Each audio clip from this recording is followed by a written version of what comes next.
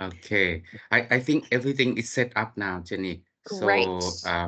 greeting everyone. It's a pleasure to welcome you all to today's session of our lecture series on issues and trends in the provision of cooperative education. Today, we are incredibly fortunate to have with us Professor Jenny Fleming, Head of Academic Partnerships with an Associate Professor in the School of Sport and Recreation at Auckland University of Technology, New Zealand.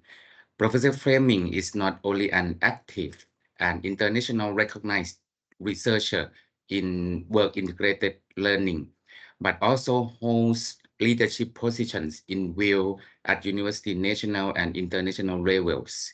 I can confirm that. Her extensive experience and dedication to the field make her a profile voice in shaping how educational institution and organization approach um, cooperative education. Personally, several of my practices inspired by her research. We are, without further ado, I will hand things over to Professor Fleming to take us through her lecture. Jenny, the floor is yours. Thank you. And before we begin, it's quite nice to know what countries you are from as students, whether you're all from Thailand. I know in the past we've had students from other countries included in your program. So if you just like one at a time, Manarit, if we start with you, where are you from? For me, so I'm from Thailand, You're from Bangkok. Thailand? From Yes, Bangkok. from Great. Bangkok. Yeah. Yes, and I also have opportunity to travel in New Zealand, South Island. Very nice Great. place. Yes, I drive around the island, but long Wonderful. ago, like 20 years ago. I hope I will. Great. Thank you. Sumitra. Yes, hi, Jenny. I'm Sumitra. I'm in Thailand. Actually, I'm a lecturer in this program. And I hope that I might issue an article to present on the conference in 2026 on your university. Great. Thank you. Now, apologies for pronunciation. Is it Pang So? Please Yes, correct me. it's fine. So, Pang So, yep. yes, I am from Myanmar, Myanmar, and currently live in Thailand, SUD. So I got the scholarship for this program. So currently I live in Thailand. Great. So it's nice to meet you and to learn from you. Thank you. And Songtham? Yes, I'm Somtam from Thailand, and currently I live in Thailand also. I am PhD student. Mhm. Very nice to meet you. Thank you. And the last one, I've just got EM on the identifier. So M. Um, Thank you. My name is I'm Seirairo. I am a PhD student at Suriname University of Technology, specialized in cooperative education. I am from Cambodia, and now I am still in Cambodia, and I'm doing my courses online, and I will visit the university, Suriname University of Technology in the future. Maybe after my course will finish, I will go to visit, and I am very happy to learn with you. We have been learning from different lecturers about cooperative education, and everything is very good. And learning with you today, I feel that it will be even more better to equip me with the cooperative education. Thank you so much for this morning. Thank you. Great. Thank you.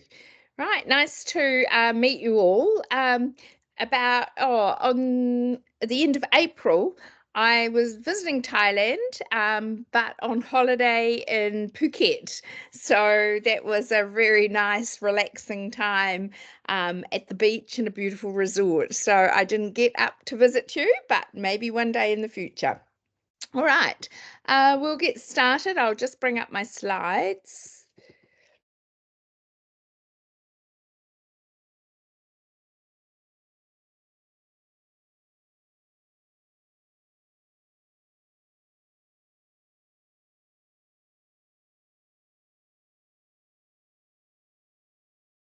Right, can you all see those?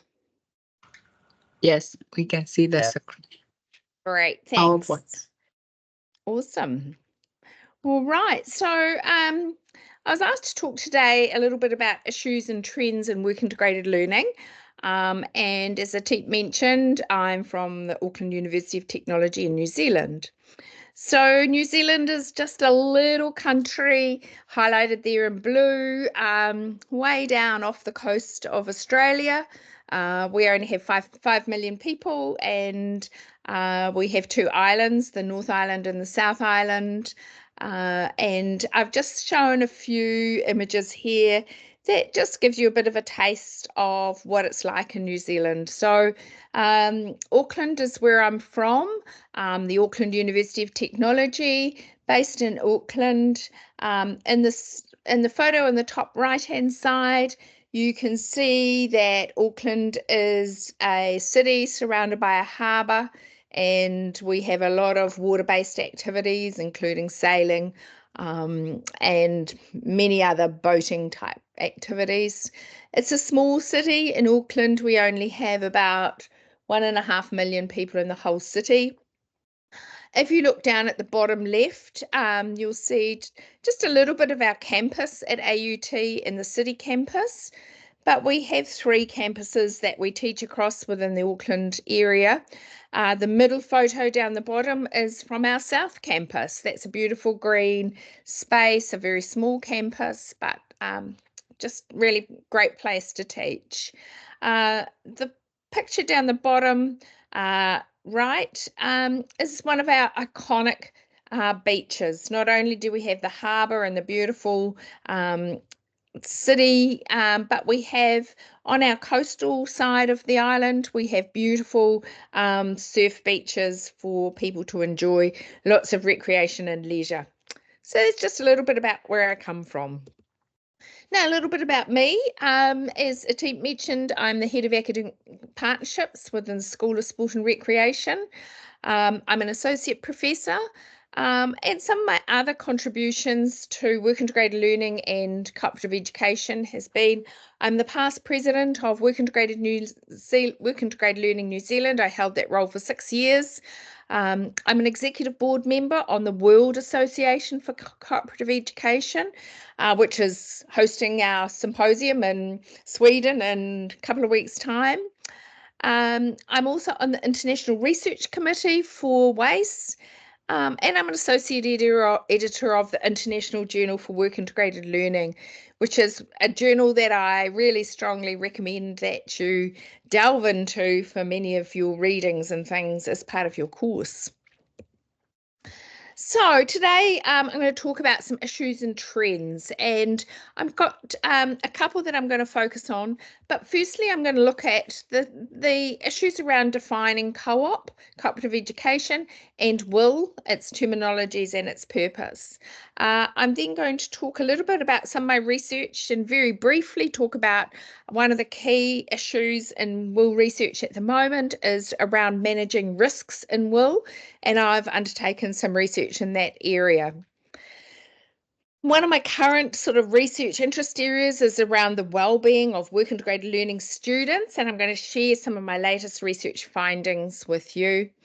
And then we'll finish up with some conversations around equity, access and inclusion, and that leads us to the reading that I shared with you for your reflective readings for this course. So we've got the sort of the 4 blocks, and I'm going to pause after each block and have the opportunity to ask questions, and if not, we'll do further questions at the end of the session.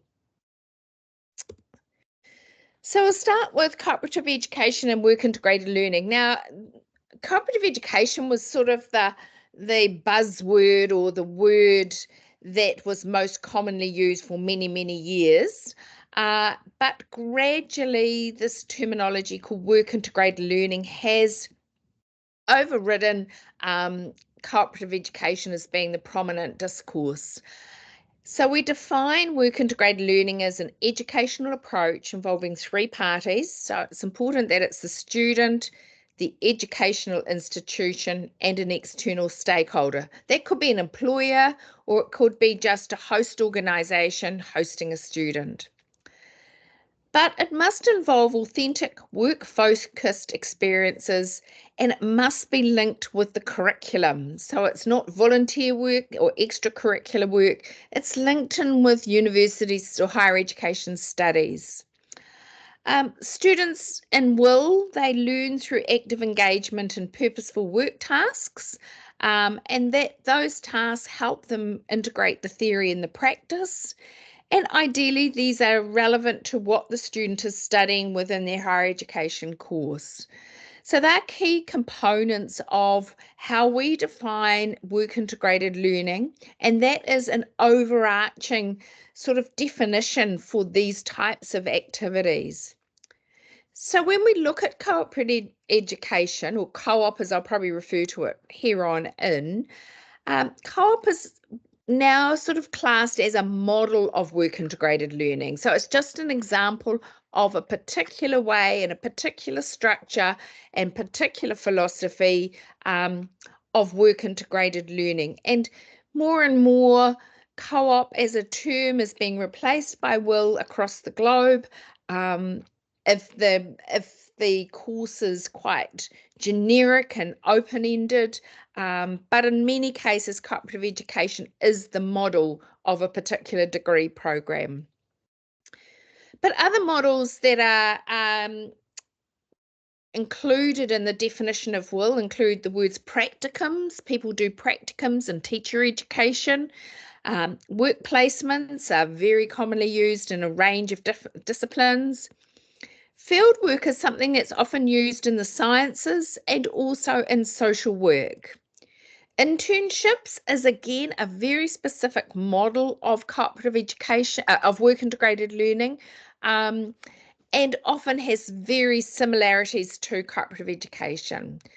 Internships are also offered often after graduation, so don't necessarily fit the definition of work integrated learning if they're not part of curriculum and they're not part of their course of study. So internships is a word that actually does have some challenges when it is used.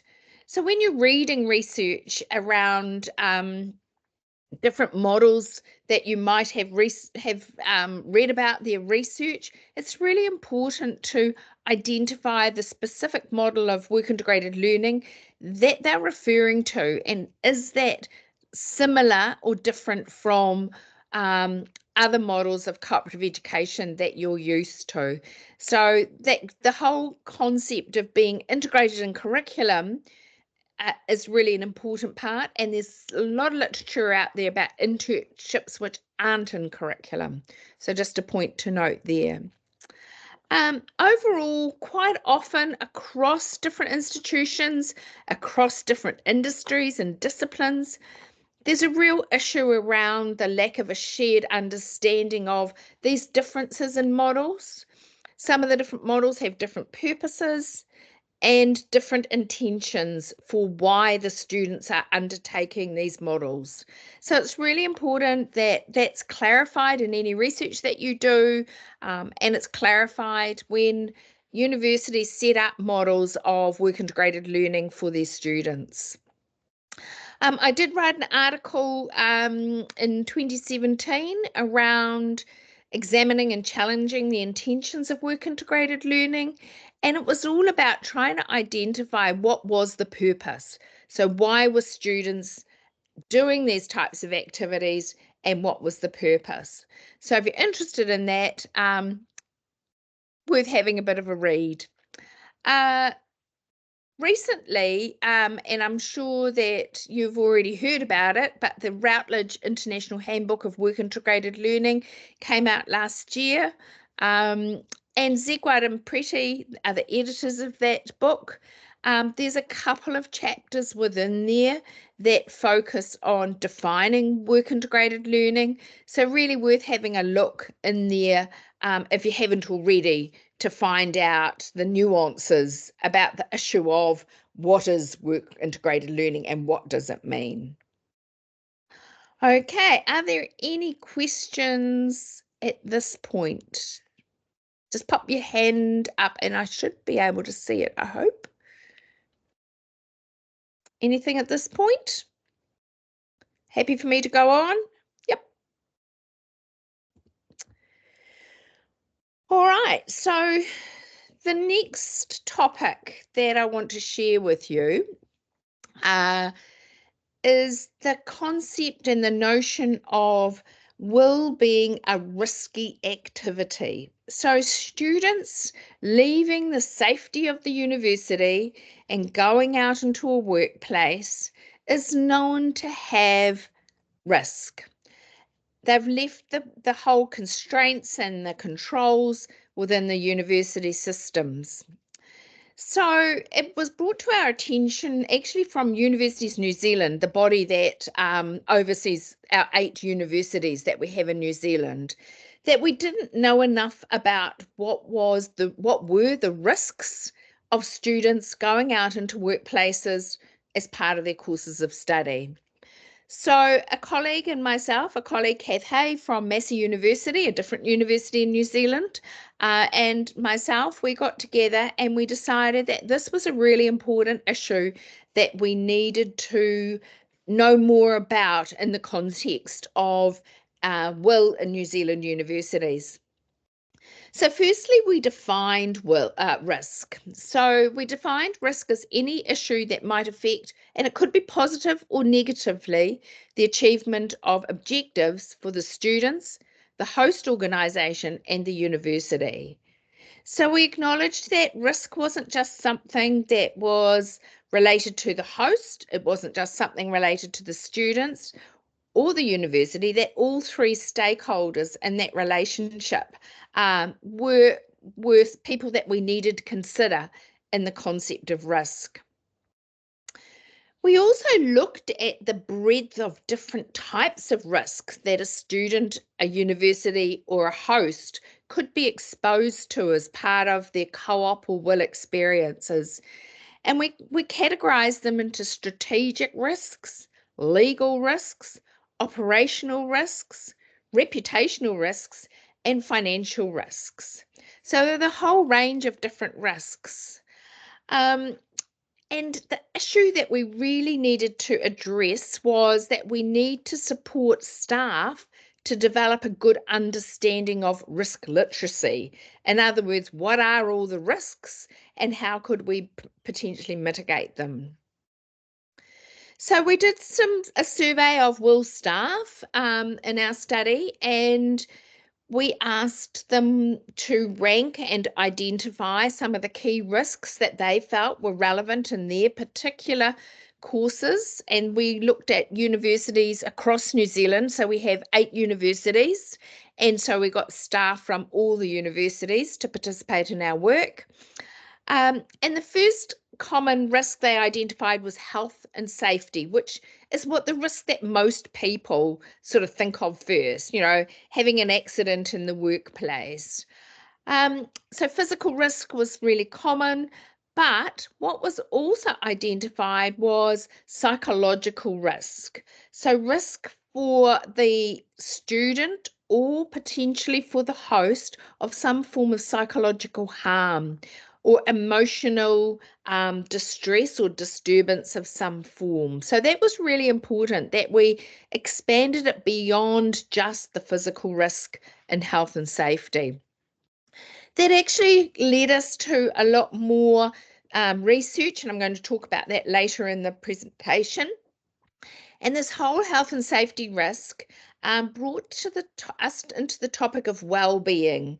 And I'm going to talk a lot more about that. But this particular piece of work highlighted some real issues for students and host organisations about well-being. Right, the next lot of risk was identified was the conduct of the host organisation. In other words, were the hosts providing appropriate learning experiences for the students? Was there a risk of exploitation? Were the students being used as free labour? Were they being overworked? Were they being given inappropriate tasks to do as part of their placement experiences? So that was a real issue that was identified, and as a risk, that of exploitation. The other risk that came through the host organisation feedback was around intellectual property. There was a risk that students could take intellectual property of the organisation, and we're turning it around and take that property away and actually do damage to the reputation of that host organisation through taking confidential information out of the workplace. So that was something else that was raised as a potential risk. Another risk around the conduct of the host organisation was around things like equity, access and inclusion. And again, this early research then stemmed some further research and discussion around that topic, which I'll talk about later. Then the third area identified by the staff was the conduct and characteristics of students. So much as university staff, we'd like to think all our students are wonderful.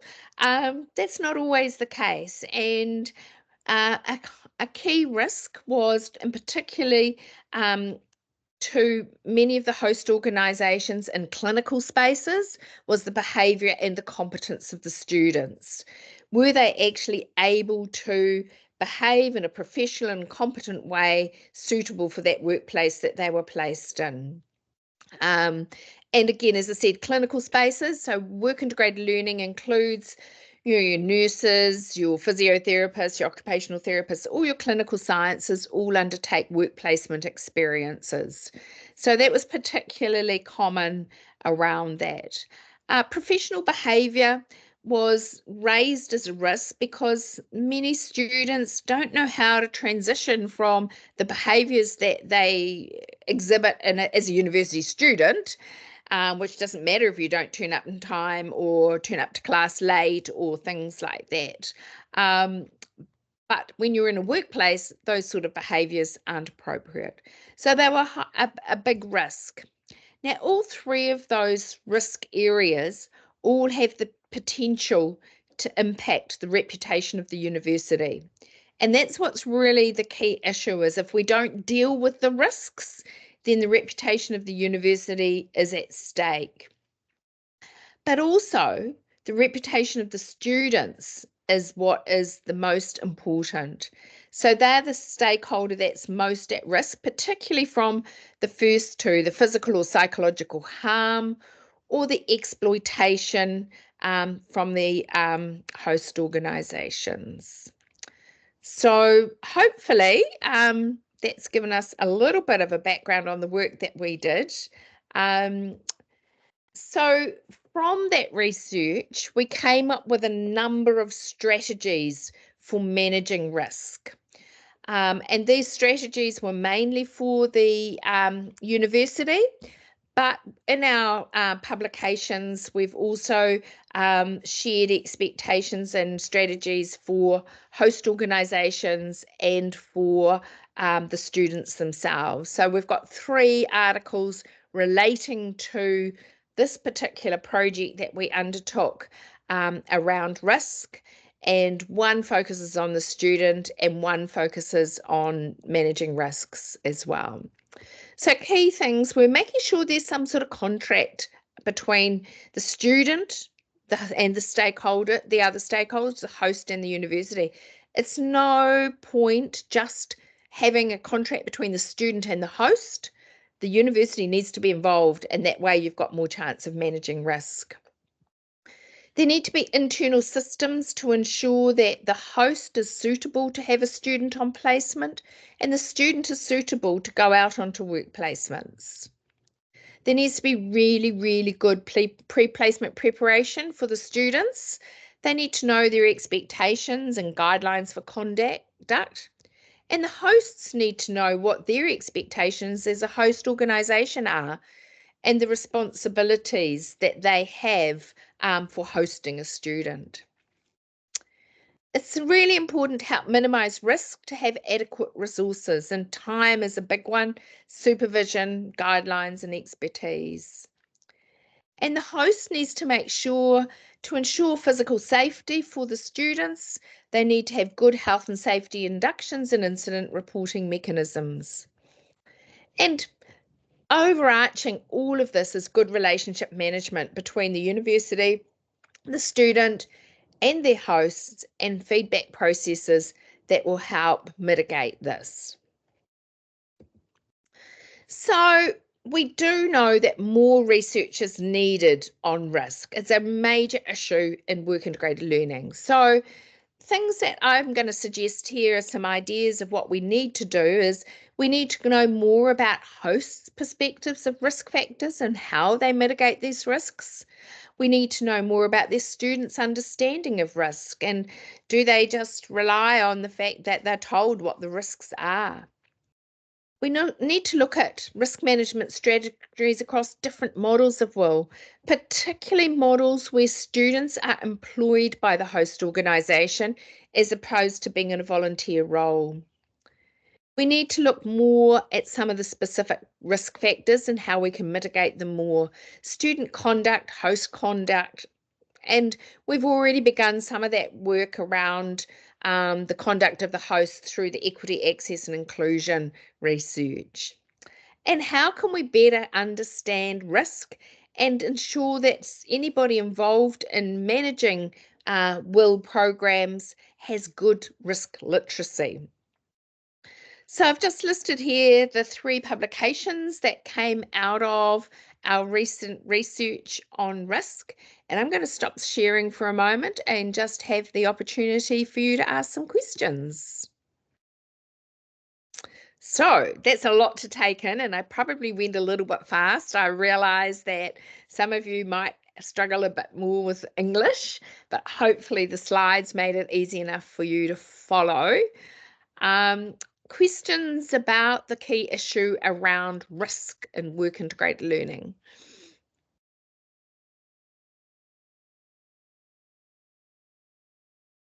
I think you're on mute. Professor. So you are talking about the risks that can be faced by the host organization regarding with the student behavior. So that can be impact on their reputation as well, right? So absolutely, yeah. Yes. So what you mentioned, one of the strategy to manage this issue is like the contractual arrangement. So I'm not much clear for this. Can you explain more about this concept? Right. Yep. So when a student and you might be able to tell me a little bit more about how your co-op model works, but we would normally have some sort of contract or agreement with the host organisation to say that they will be happy to take on board a student. That agreement may also include some responsibilities of the host. It may also include some learning outcomes that the student wanted to achieve.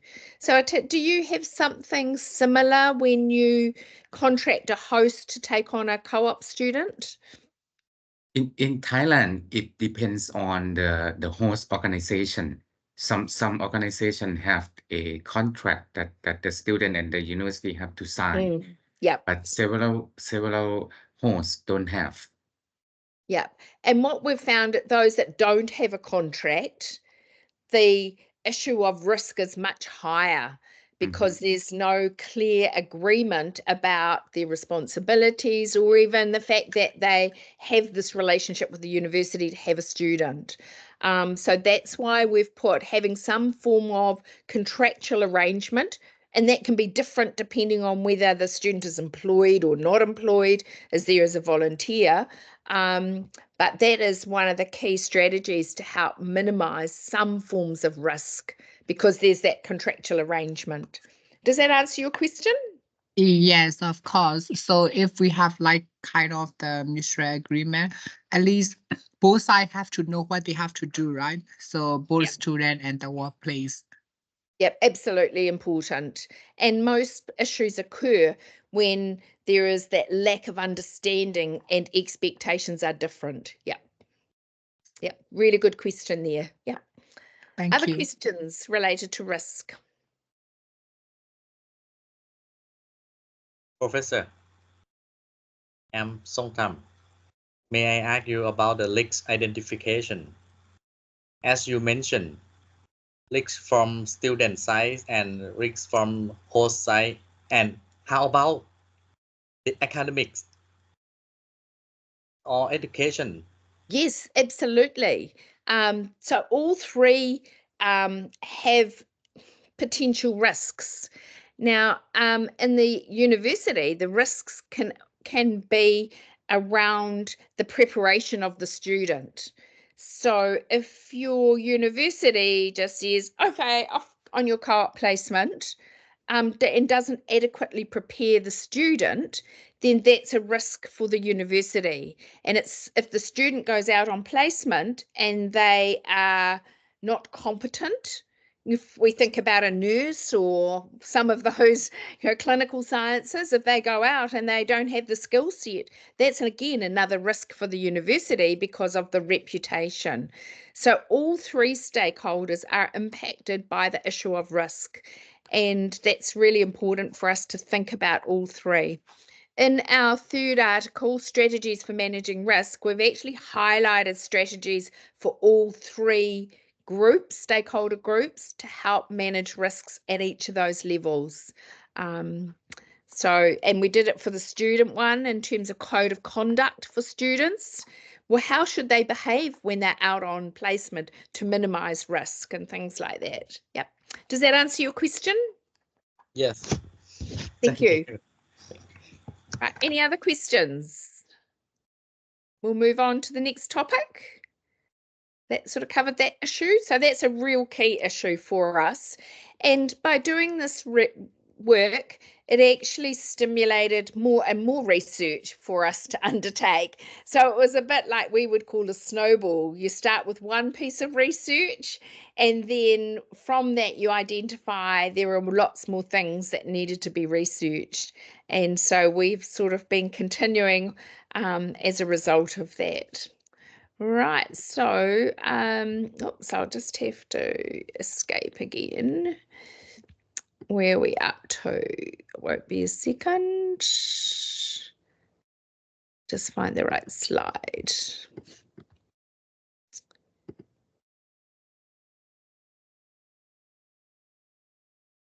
Right, can you, oops, play from the start. That's not helpful. Right, so the next topic. So out of the risk research, as I mentioned before, when we were looking at the health and safety risks, not only did we look at physical risks, but we uncovered quite a bit about well-being as a risk, particularly for students. So we embarked on some further research about the well-being of students that undertake work integrated learning or co-op placements.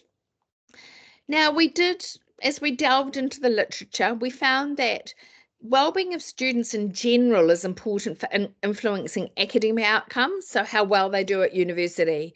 It's also important for how well they do moving into future careers and also how they benefit society. So well-being is a sort of a catch-all phrase for all aspects of a student journey. So we focused it a little bit more, and our current research focuses on exploring the well-being of work integrated learning students from the New Zealand universities and the strategies that can support them. Because our research is not just about collecting a whole lot of information, but what we want to do is improve practice within our university WIL programs. Now, we acknowledge that working integrated learning students come from a range of socioeconomic or cultural backgrounds. In New Zealand, we have a very diverse population. We have a lot of immigrants, a reasonable number of international students, but not that many. But within our domestic population, we have a range of different cultural backgrounds. In our university programs, we have a wide range of ages, not just school leavers. And now in modern society, we have a range of gender identities. No longer is it a binary system, that we have a range of gender identities that students can identify with. In our work integrated learning programs, some programs are limited to people with a certain GPA, grade point average, but most universities in New Zealand try and enable access to all students to take part in work integrated learning. Therefore, if all students are taking part in work integrated learning, there's a huge range of academic abilities, and that can cause some challenges. We also acknowledge that we have students taking work integrated learning that have physical impairments, some quite minor, but many are fairly major in certain discipline areas. And mental health disabilities has become a huge increasing concern within our university sector, and how we manage that within WIL is becoming a critical issue. So I'll just, before I take that slide, I'll just go back. So, and I've summarized this really briefly because, again, you can probably read some of the literature on it, although some of it's still not published yet. But for this research, what we did was we did some interviews with students from across the New Zealand universities. So we chose 3 universities out of 8 because of the ease of access to the students, and we conducted semi-structured interviews with these students. All the students had undertaken at least 100 hours of clinical of placement, some in clinical areas, some in sport and rec, some veterinary science students, nursing students, social work students, so a range of different disciplines. So we could try and get a bit of a picture about what were some of the common impacts of WIL on their well-being. So we didn't just focus on negative aspects of well-being. So we asked the students what impact of WIL was on their well-being from a positive perspective. Now, often when people think about the word well-being, all they think about is, oh, the negatives. So we asked about positive well-being. We'd also, prior to asking these questions, asked them about their understanding of well-being and what did it actually mean. So we had a good idea that they did understand that well-being was about balance and about managing life, about physical, mental, and spiritual connections, etc. So we knew that they knew what the word well-being really referred to. So when we asked them about positive contributions of work integrated learning to their well-being, they identified that WIL enabled personal growth, and that was obviously a key purpose of a student going into some form of placement. But also enabled things like the development of confidence, self-confidence, and self-efficacy. And all of those contribute to a positive impact on well-being. One of the important things about well-being is social connections. And it was really good to hear that WIL created opportunities for building relationships with new colleagues in the workplace, for creating different connections in your industry or discipline that you were going to hopefully end up in a career with, and creating lots of opportunities for these relationships. And again, positive relationships have a positive impact on well-being.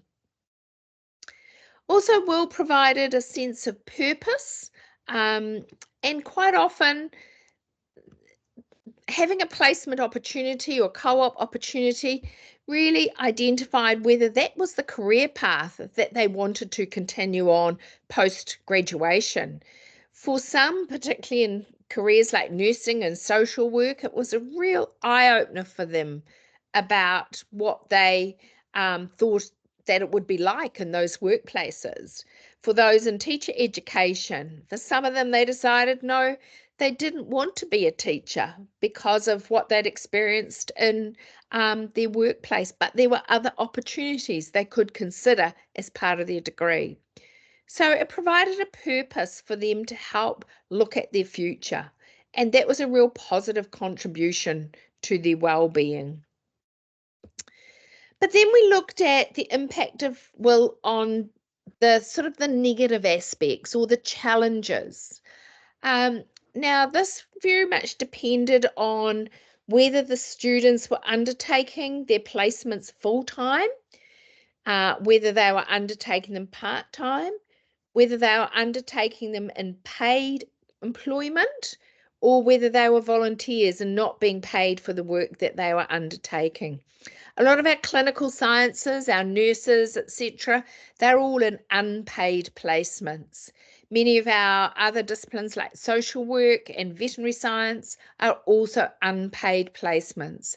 And I think about 2/3 of the participants we interviewed were unpaid for their placements. So therefore, that had an impact on their finances. For some of them, they had to move away from their home to undertake their placements. So they may have been paying rent in one town where university was, but they had to find accommodation for their placement. For some of them, that worked during their studies, and I don't know how common that is in Thailand, they had to give up their paid work to be able to take on unpaid placement work. So that was a real burden for some of them. And financial stress is known to be significant impact on well-being. Then there's the workload of being out on placement. For some of them, they weren't used to working 8 till 5. University's pretty cushy in comparison. Cushy is probably a New Zealand word. University is pretty manageable in comparison to working Monday to Friday in the workplace. So workload stress was a problem for some of them. They weren't used to having to turn up on time and be there all day and work a full day. Emotional stress was another impact on well-being, and that generally related to the fact they were in unfamiliar environments. So when students are placed somewhere where they're not familiar, they're not confident, there's lots of new things happening, there's lots to learn, that often created some emotional impact on their well-being.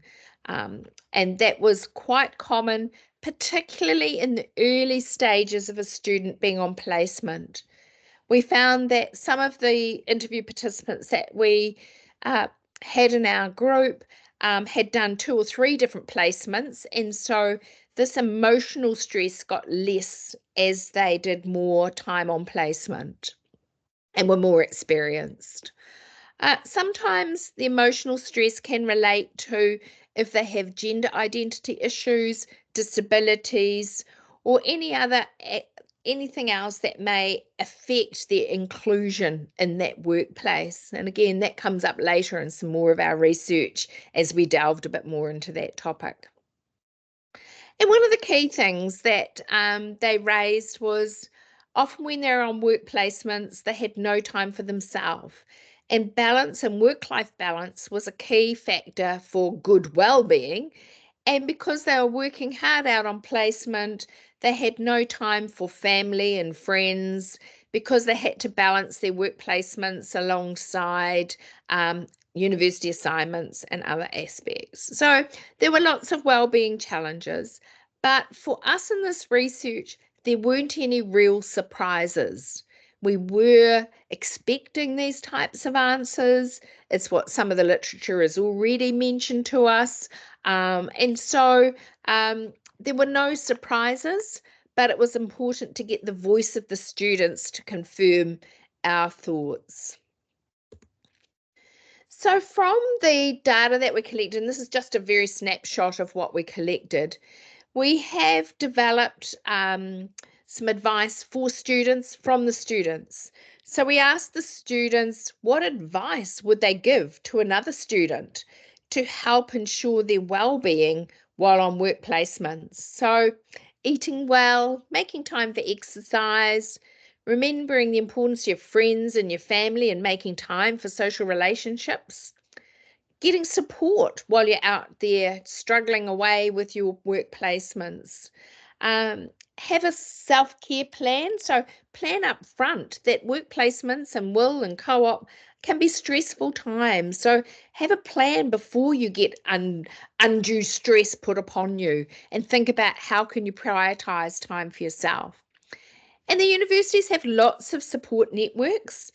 And many of the students said, oh, yes, well, we sort of knew about those support networks, but we didn't really think we should access them. So making it more easy to access professional support if students are having difficulty on placement was considered a really important strategy. So it was nice that these strategies came from the students themselves as advice for other students. So then we looked at, well, okay, it's all right giving the advice to the students, but what advice should we give to the universities? So looking at the responses in the research, we felt that one of the first places to begin for universities is to make sure there's pre-placement preparation on strategies to help manage well-being, and the examples listed in the previous slide. Often you prepare students about where to go on placement and what you need to learn, but they don't actually focus on preparing students that placement can be tough and you might need some strategies to help support you. Universities also need to look at ways to support unpaid placements. So government allowances or stipends or other forms of payment, anything that universities can investigate to try and support students when they're not paid on placement.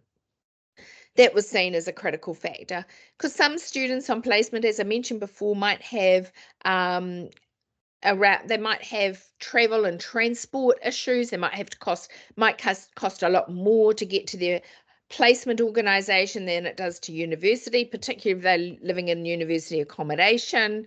So there's more costs there. There may be costs around different food while they're on placement and things like that. The other thing for universities to consider is around how can you develop peer support groups? Because one of the things that came up in the research was for many students, when they're out on placement, they don't have the peer support around them that they have when they're studying in the classroom. So how can students get peer support? So universities need to create structured and online experiences often for students to support each other. Supervision was important both from the host and from the universities. Trying to have a structure that had some flexibility for those that had caring responsibilities. They might have young children, they might have elderly parents, they might have a whole lot of things that impact on the ability to undertake placements. So having some structures that allow some flexibility. And at the end of their placements, try and have opportunities to debrief with the students so you get a better feel of what the students have experienced during that time.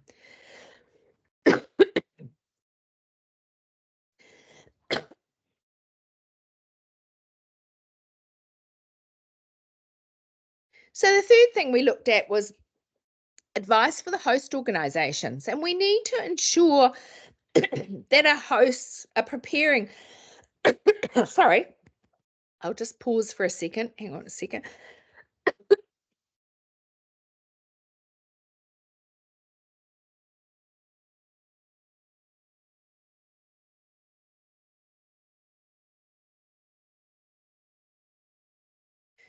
So we need to prepare our hosts to ensure the well-being of our students out on placement, because otherwise it's a risk. It comes under those risk factors.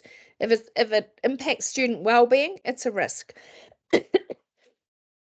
So what we identified was it really important to create a positive learning environment. And then your reading later on talks about it being an inclusive learning environment. So a learning environment that's inclusive to the student.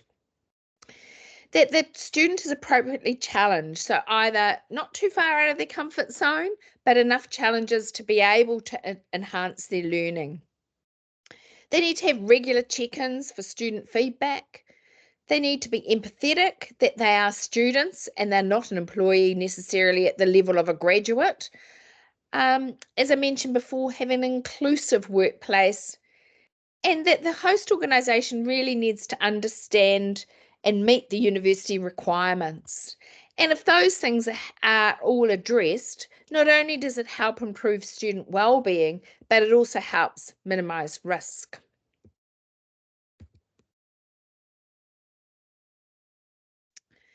So I'm just going to stop here for a second. Okay, before we move on to the final issue. So questions?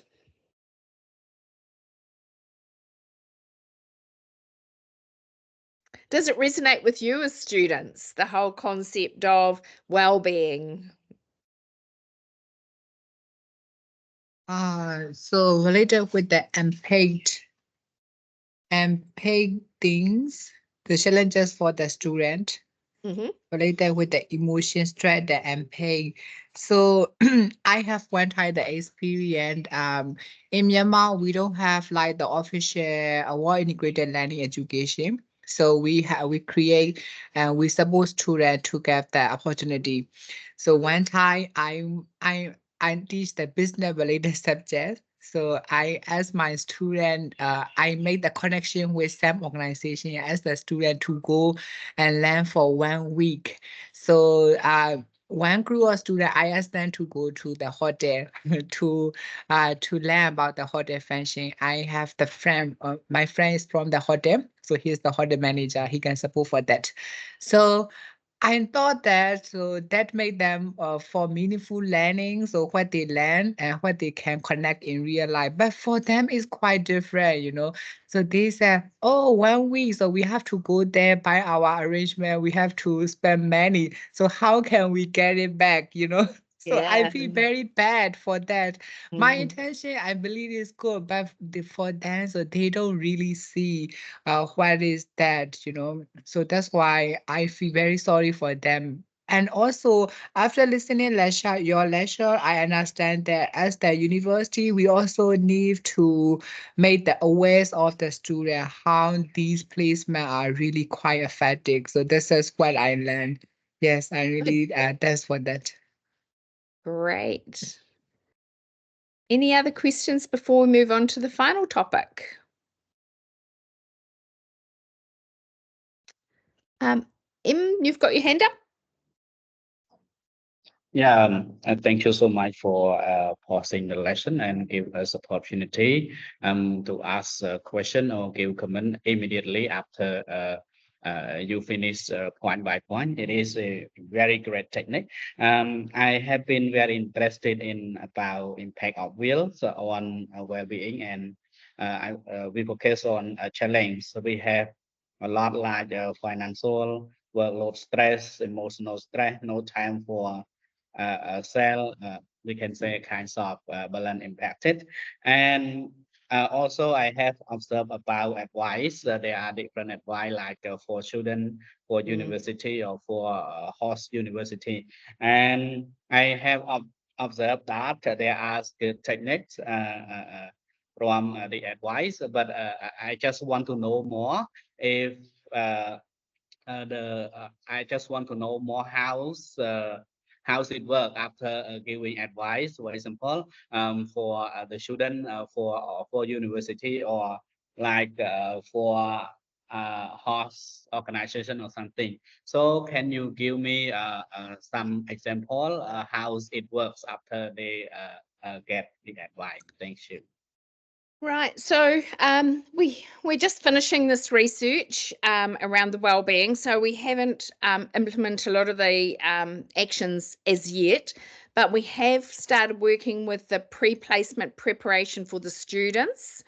So already the students have acknowledged that because we're giving them advice before they go out on placement, they are feeling better prepared, and it's not quite so daunting if they understand the impacts that it may have when they're on placement.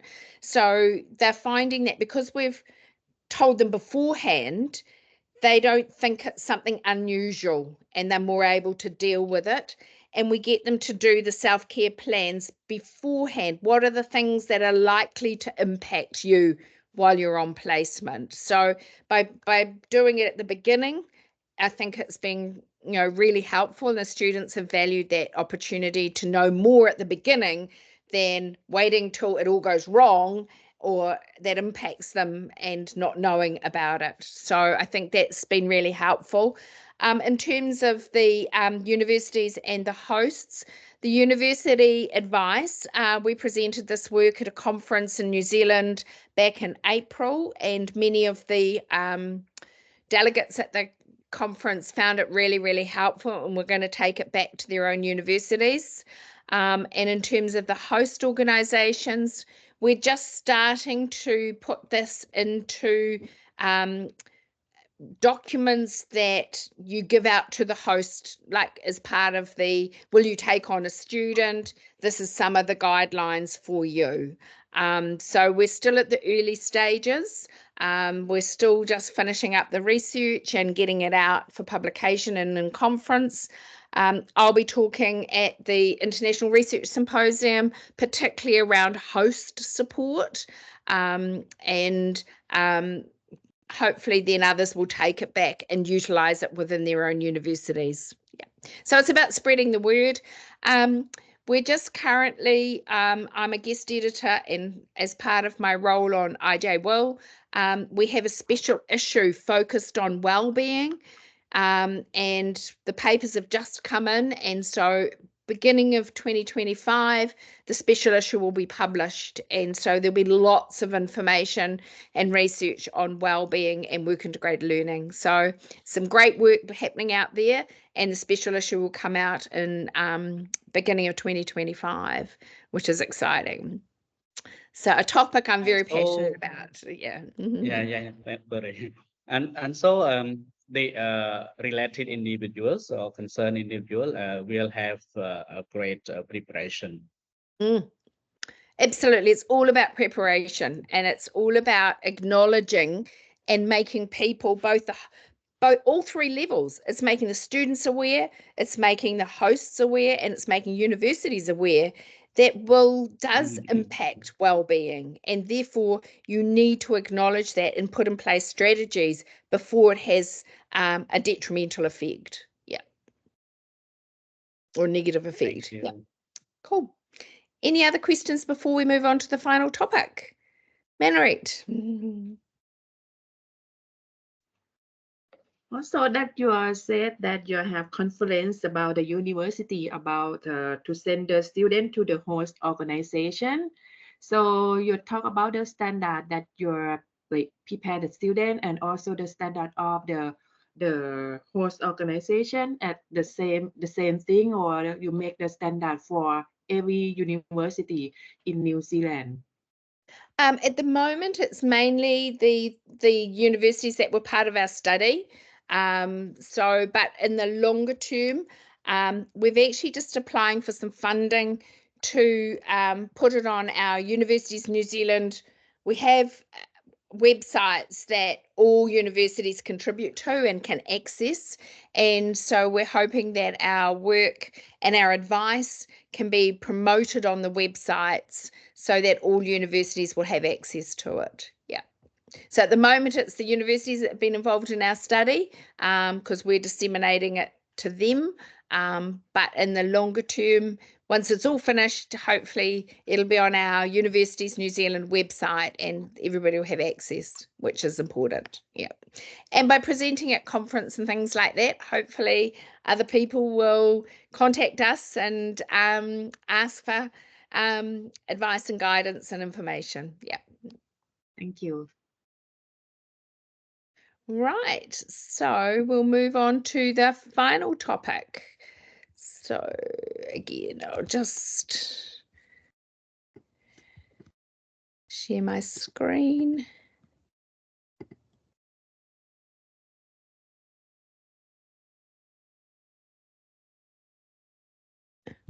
Right, can you all see that one? Great. So the third topic I thought, or issue, I thought I'd briefly outline today was around equity, access and inclusion.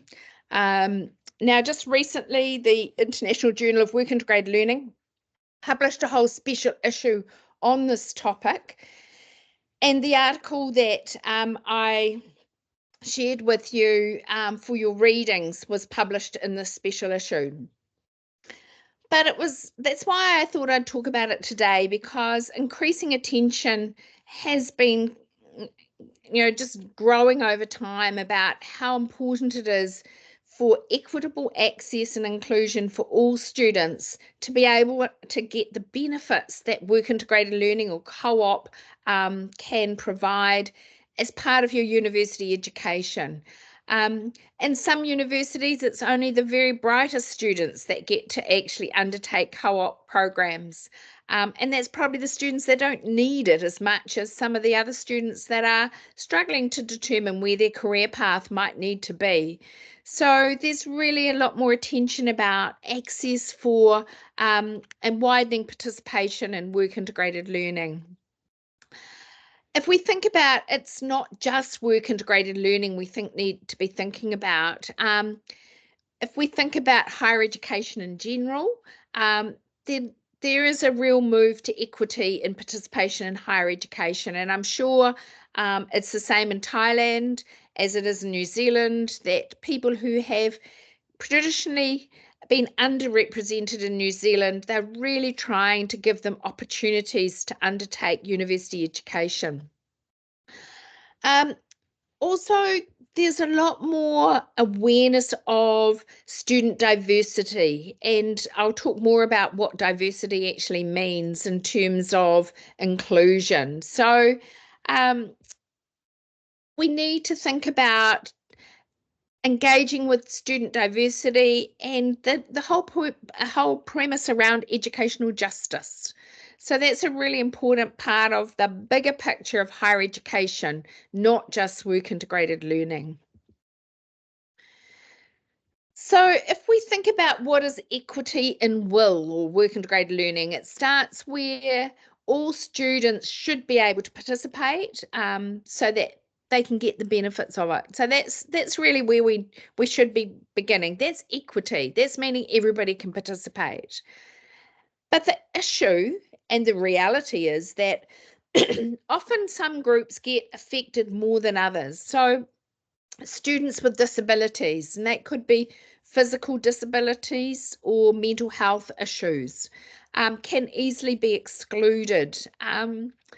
Often because the workplace is hesitant to take them on because they don't know necessarily how to support a student with a disability. But we need to find ways so that these groups aren't excluded or marginalised in work integrated learning. In some countries, international students, often with language difficulties, struggle to find placements for their co-op or work integrated learning, particularly in models where the student is asked to find their own placement. They're self-placed. They have to go and find an organisation to undertake a placement with. Now, a student that's come from another country doesn't necessarily have the same networks of people out in the industry that they can tap into for a work placement. Some students with language difficulties, and I know many of the international students that come to New Zealand often have English language difficulties. And so just communicating with different industry host organizations is difficult. And if that's difficult, then the hosts say, no, I won't take you on as a student. We have a whole lot of range of gender identities, and I'm not sure how that plays out in Thailand, but in particular our European countries, our Western world, now there are so many different gender identities. Somebody told me one day that you could actually classify 120 different gender identities. And I thought, wow, that's an awful lot. But some students that have a different gender identity or concerns with gender identity are marginalised when they go looking for placements or the effect of them while on placement. Students in low socioeconomic backgrounds, they'll often struggle again to travel to placement, to find placements. They don't have the networks.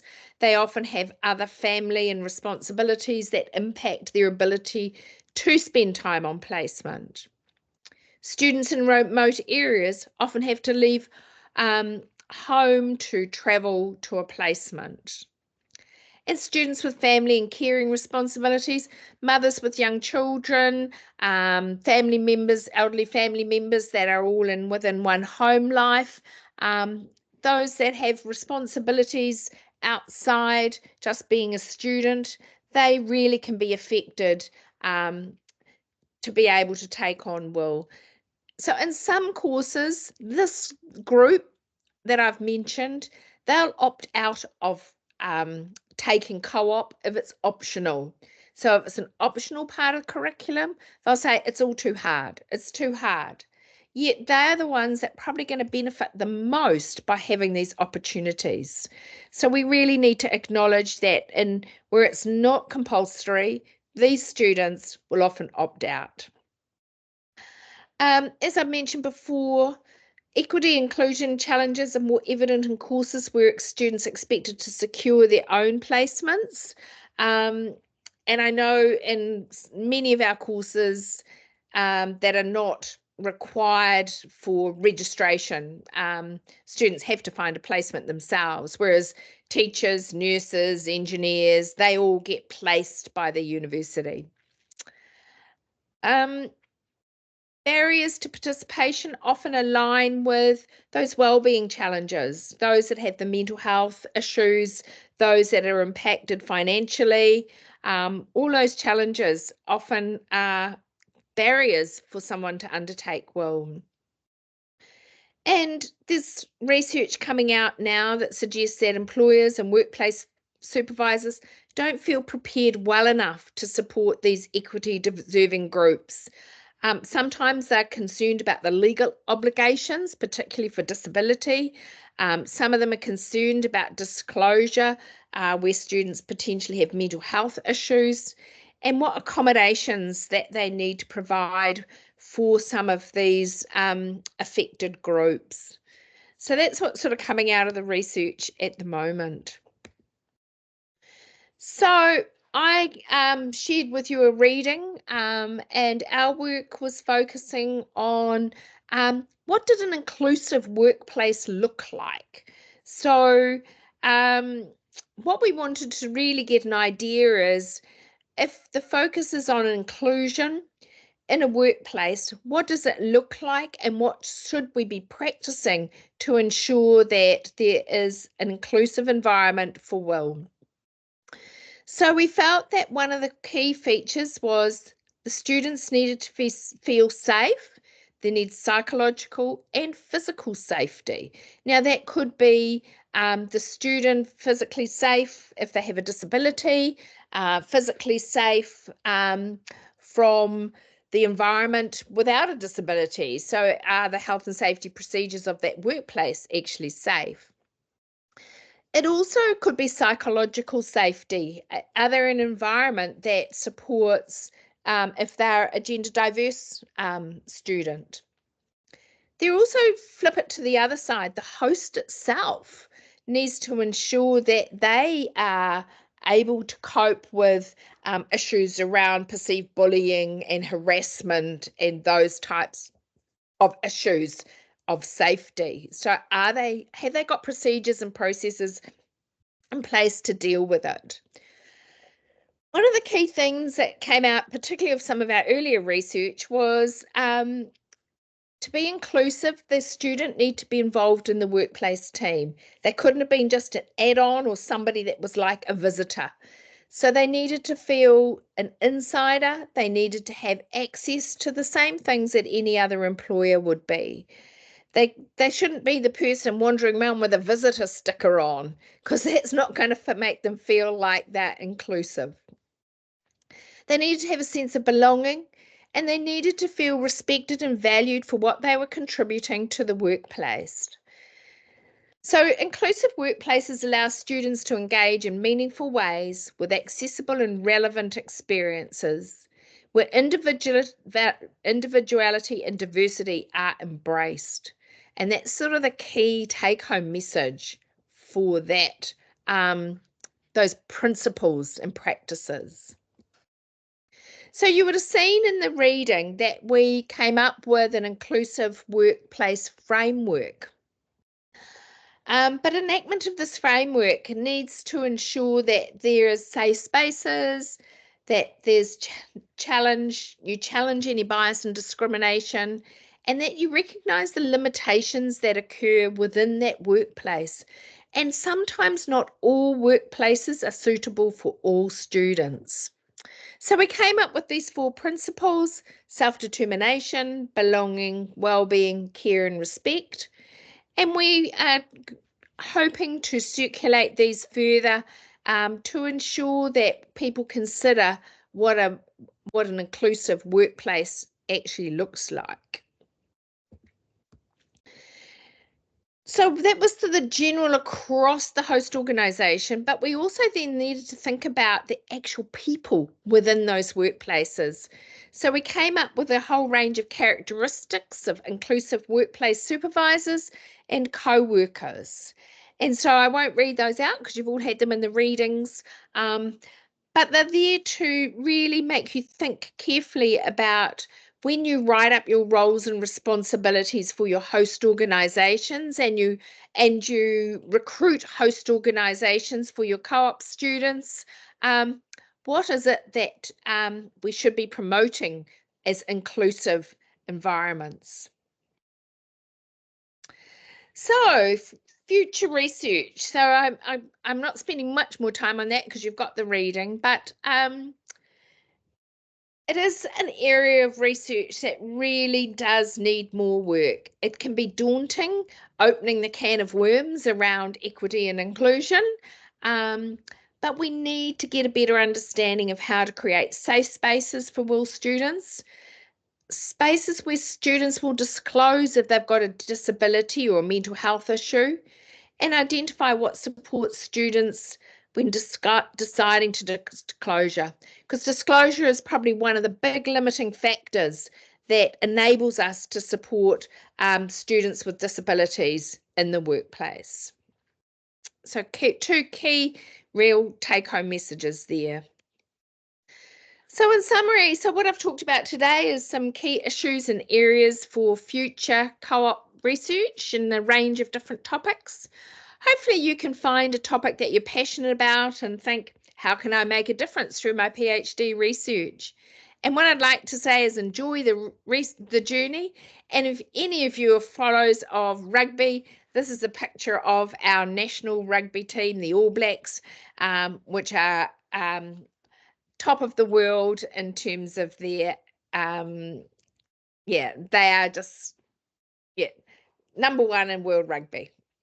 So that's enough from me for now. So questions particularly related to the last topic.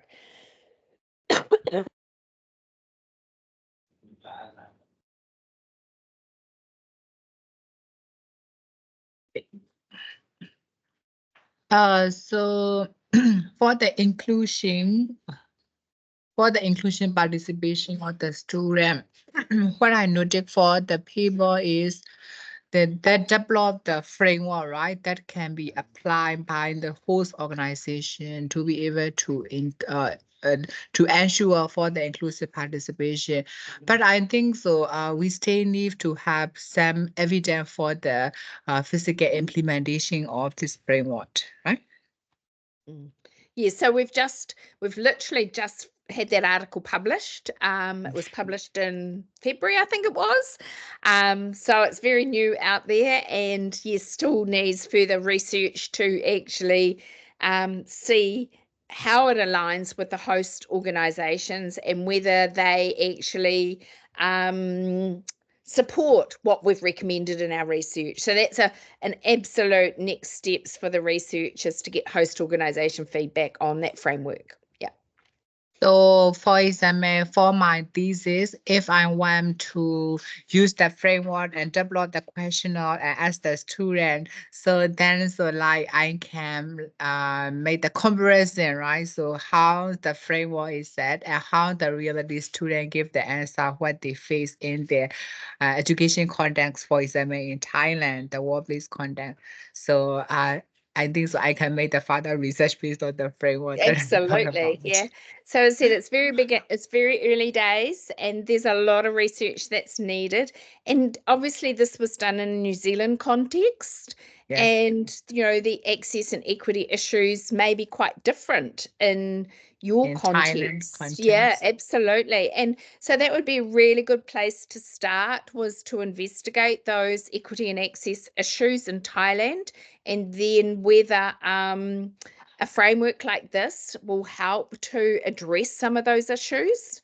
Yes. So really important that this work is continued, and that's why I thought I left it for last, because I think it's such an important topic right now. And as Co-op and Will becomes global and worldwide, and more universities come on board, it actually uncovers that it's not even for all students. And we want to, as part of our global responsibility, try and improve equity, access, and inclusion. Yeah. Yes, I think it's quite interesting because mostly what I found after when I read the research paper is like self-assessment and also like more focus on the students. And then this one is more focused on how to inclusive participation from the host organization. For if we are thinking about the research, we can ask the question for both the host organization and also for the student. So and Yeah. then we can compare. So what's the difference between the host organization said we are encouraged for the inclusion and diversity, but whether it's really true or not can be confirmed with the position by the student as well. Absolutely. And Yes. what the topics of well-being and inclusion go hand in hand together, and that's why I presented them both, because often inclusion, when you've got issues of inclusion, they don't have a sense of belonging, they don't feel welcome in the workplace, they're not comfortable in the workplace, that impacts well-being. So the two topics are very closely linked, Yes. which is why I thought I'd share them both with you today, because a student in a workplace that's not inclusive, that will impact their well-being. Yep. Yes. Thank you, Professor. Yep. Other questions?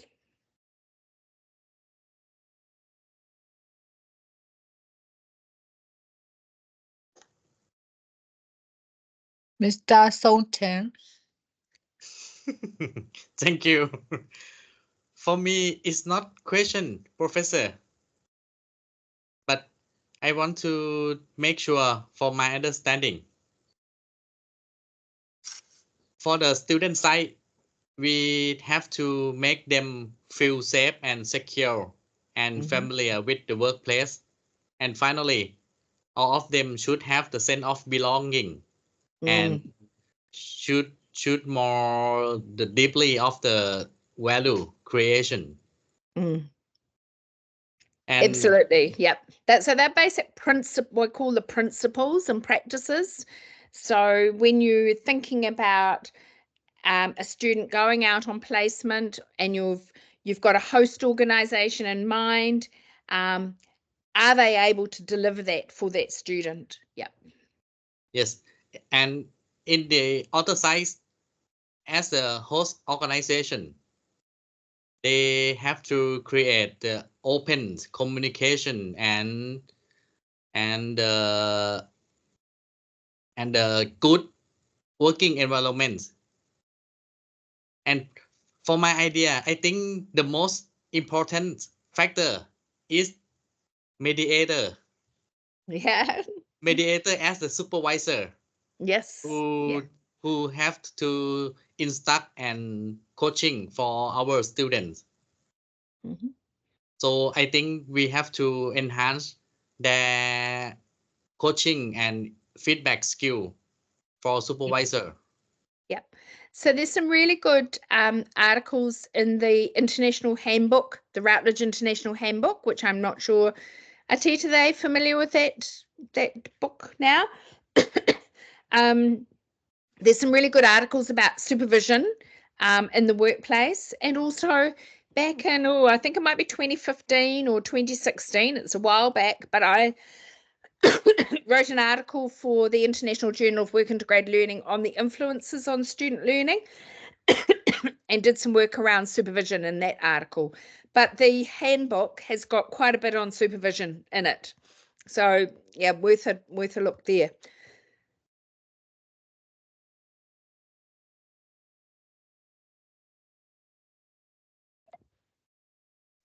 So that might be helpful. So Atit, have they got access to the Routledge International Handbook? Actually, they were assigned to read some chapter of the handbook, but they don't have the whole handbook. Right. It's available as an ebook, which keeps the cost down. But as a PhD student in this space, it's just got so much information in it, and the references on each chapter are phenomenal. So really good place. It's all got the contemporary literature there for you. And so if you can afford to get the ebook, it's definitely worth it. Routledge often have a sale on where you can get 25% off. So if you look for when they have a sale on, then it's worth, if you're wanting literature and know where to go and who's writing about different topics, great place to start. Yeah. Okay, any other questions or comments?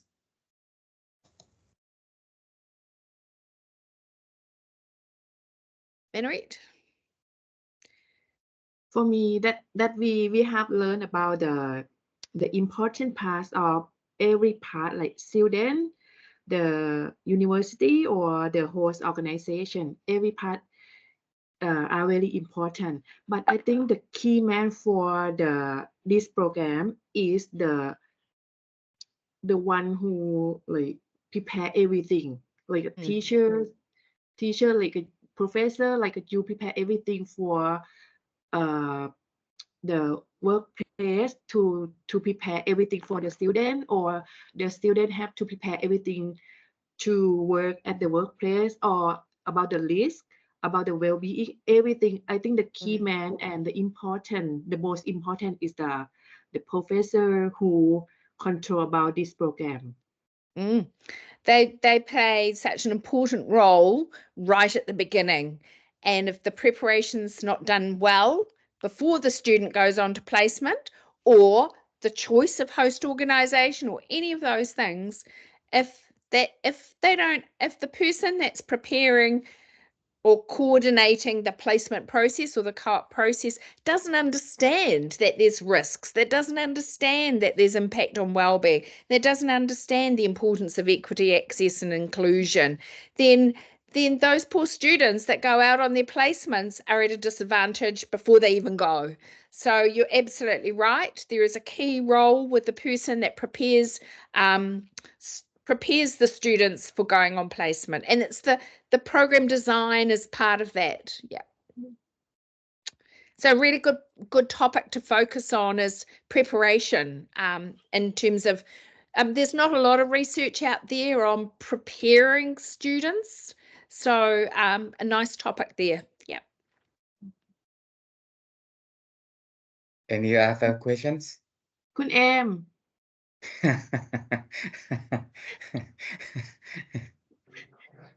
I have no question about this. Already asked a question during the lecture, but I just want to say thank you so much for providing me inputs and also my friend input related to your present topic today. I have learned a lot from this lecture. I have taken note a lot of things that I have learned. I will review it again to submit my post lecture. Thank you. And Atit, I'm happy to share the slides with you. So Thank you. I'll send you a copy of the slides. I might have to send them as a PDF because they might be too big to email. So I will send you a copy of the slides. Yep. Okay, thank you. Everyone, today's discussion on risk literacy and student well-being during work integrated learning was truly enlightening. We explore the roles and responsibility of all parties involved, like students, university, and host organization. Professor Fleming's presentation of an inclusive view framework was particularly impressive, especially to me. This comprehensive approach not only prepares students, but also ensures that university and host organization can maximize the mutual benefits of will partnerships. Professor Fleming's ability to connect rigorous research findings with practical application is exemplary. I emphasize this and showcases how these stakeholders can collaboratively enhance the view experience. Very good job, Professor. Thank you, Professor Fleming, for sharing your expertise and insights. Let's all give Professor Fleming a round of applause for a truly informative and inspiring section, student. Okay, thank you everyone for your active participation today and have a great day ahead. ขอบคุณ And มากค all รั the บ best. Professor. Yeah, and Hope all to the see best you. for your future PhD research. And I hope that we see you in 2026 in New Zealand. Yeah. Okay. Thank you, ขอบคุณ Wonderful. มากครับ Professor. Thank you very See you. much. ค่ะขอบคุณ Have a ค่ะ wonderful public holiday. Yeah. Thank you. Thank you you for too. sharing your time. Yep. Thank you